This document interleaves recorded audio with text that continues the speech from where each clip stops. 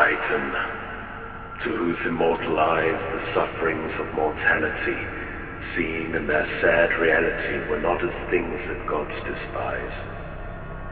What was thy pity's recompense? A silent suffering and intense, the rock, the vulture, and the chain, all that the proud can feel of pain,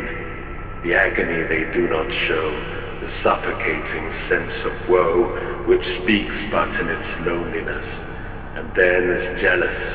lest the sky should have a listener, nor will sigh until its voice is echoless. Titan, to thee the strife was given, between the suffering and the will,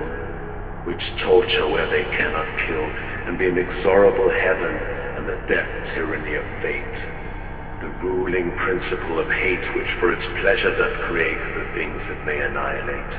Refus'd thee even the boon to die, the wretched gift eternity was thine, and thou hast borne it well. All that the thunderer wrung from thee was but the menace which flung back on him the torments of thy rack. The fate thou didst so well foresee, but would not to appease him tell, and in thy silence was his sentence, and in his soul a vain repentance, and evil dread so ill dissembled, that in his hand the lightnings trembled.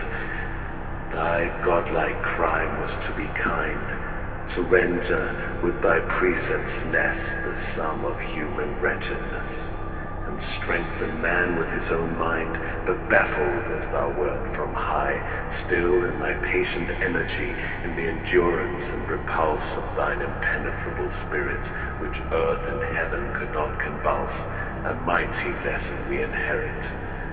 Thou art a symbol and a sign to mortals of their fate and force. Like thee, man is in part divine, a troubled stream from a pure source, and man in portions can foresee his own funereal destiny, his wretchedness and his resistance, and his sad unallied existence, to which his spirit may oppose itself and equal to all woes, and a firm will and a deep sense which even in torture can descry its own consented recompense, triumphant where it dares defy, and making death a victory.